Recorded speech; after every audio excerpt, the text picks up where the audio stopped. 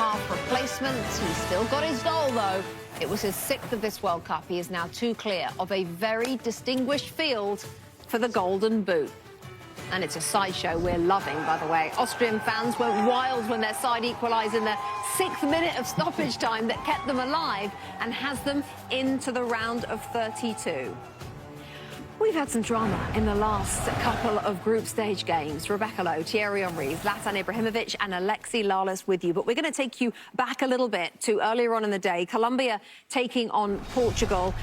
1 minute on the clock, and we have an early chance, Lex, from Colombia. This was a great game, by the way, in terms of the quality of both of these teams. Back and forth, the environment was just hot. It was hot. 5 million people wanted tickets for this game, and they didn't disappoint in terms of the action back and forth. You see, wonderful save there. Vargas comes up big off of Bruno Fernandes. Again, back and forth.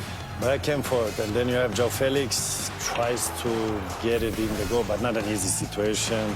Then you have a cross here, deflected, and tried to put a header, good header from Diaz, clear it, and then another Colombian chance that for me was goal, but they waved it for offside, but if he would have had Rebecca toes, that would be a goal. Fortunately, he doesn't have those Rebecca toes. The little dainty toes, you mean? 0-0, but as I say, what a brilliant game that was.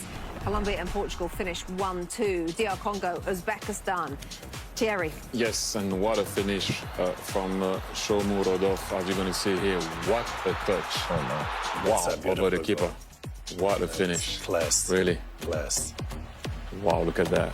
Good goal. Makes it 1-0 for Uzbekistan. And then you thought that DR Congo maybe was in trouble, going to be in trouble, and everyone thought that maybe it was going to be the time where they were going to come back. And that little slap, I would say, sorry, but that's what it was the game was cancelled by VAR. As you can see here, the coach was unhappy with it. And then foul here, that reminded me of the penalty of Modric against England, where if a player gets the ball, you don't see him coming, you make the foul.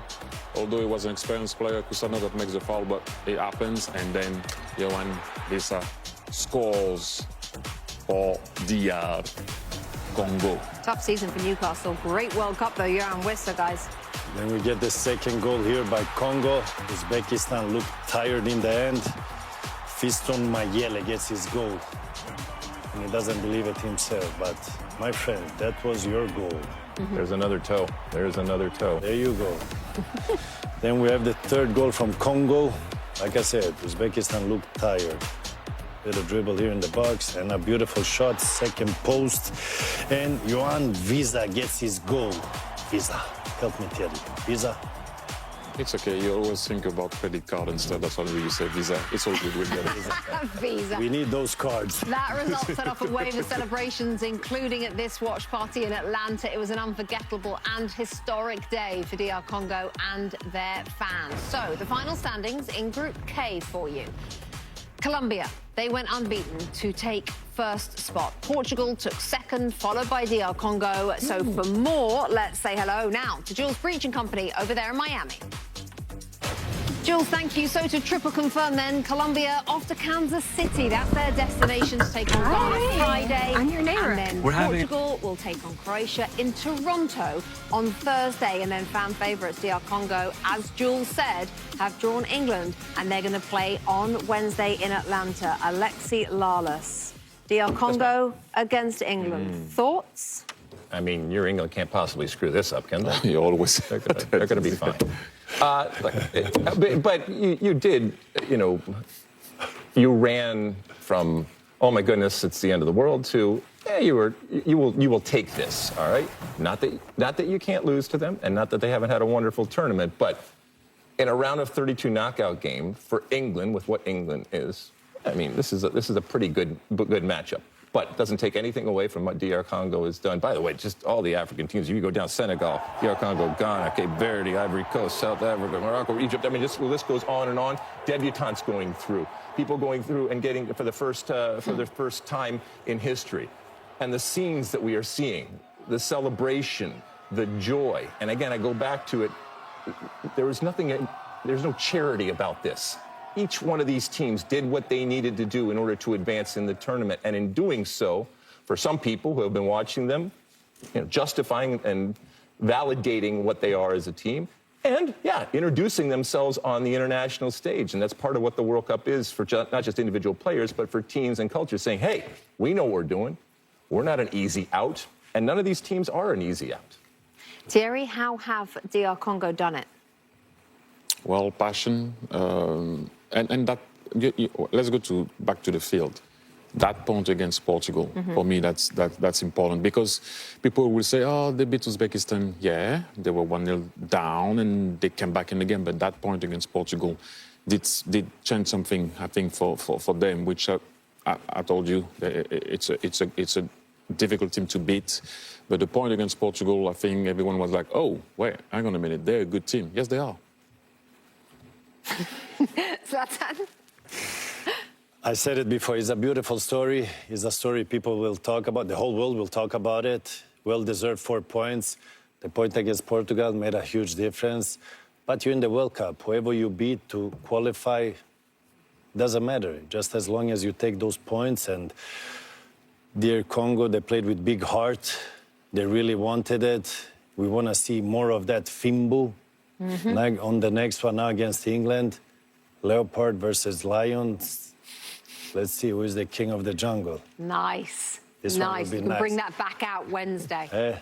Real quick. Alexi, what do we say? But this is the end of one of the chapters of this World Cup. It's been incredible, all of these games and all these stories. And now, to your point, I think you've been saying along, this is where a new part of the World Cup starts, and a serious part of the World Cup starts. And the repercussions are serious in terms of making mistakes, whether it's individual mistakes or collective mistakes. But also the drama is ratcheted up. So I cannot wait to come back starting tomorrow and check out these knockout games. I know. We've still got some more, though, coming up tonight. Now it's time for Jamis on Fox, sponsored by Coca-Cola. Today, Jamis was in Miami, taking in some Colombian culture. We in the fan zone, baby. Where the fans gotta love them some Jameis Winston, and I'm actually James Winston. I am so inspired by the community of dancing, right? Dancing is such a significant part of Colombian culture. My amigos came through drip, drip, drip. Come on, we get a little dance here. Yeah, you already know. My hips don't lie.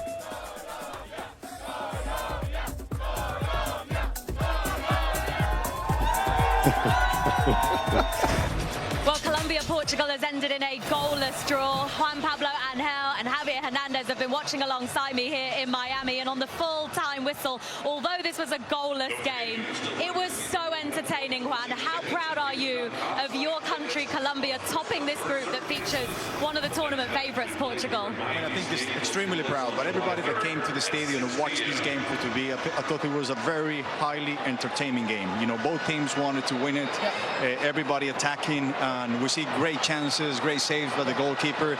We would probably miss a goal or two during the game, but I think it was in general a very, very good game to watch. To add to this performance in 2014 and then 2018, Colombia won the group again. Yes. So this is the third time, they missed last World Cup, but then they win the group again. So that means that Colombia, every time that is in a World Cup, they qualify. They try to get as big as they can, right? And then today, what an entertaining match without goals. Of course, we love goals, we love that, but the game was so good. But this was a proper World Cup game.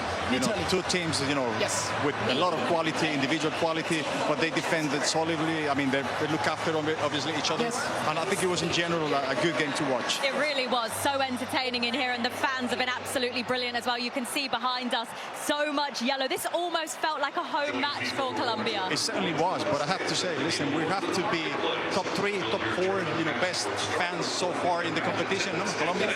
Yes, we saw 64,000 over here. When we listened to the anthems, when Colombia was there, was amazing.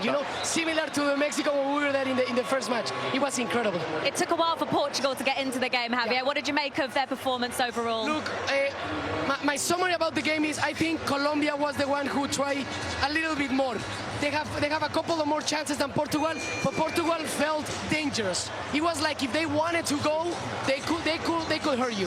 Did you agree that it was just that little final pass was missing, the quality, not only in the final pass, but also in the finish. I think that was the only thing that was missing for both teams. Yes, for both teams. Yeah. Well, guys, it's been an absolutely brilliant night here in Miami, and we can now confirm who these teams are going to be facing. Colombia topping the group means that they're going to be playing Ghana in the round of 32, Juan. And as for Portugal, they finish in second place. They're going to be taking on Croatia. And what a result in this group as well for DR Congo. Their rewards for getting through this group will be a match against none other than England.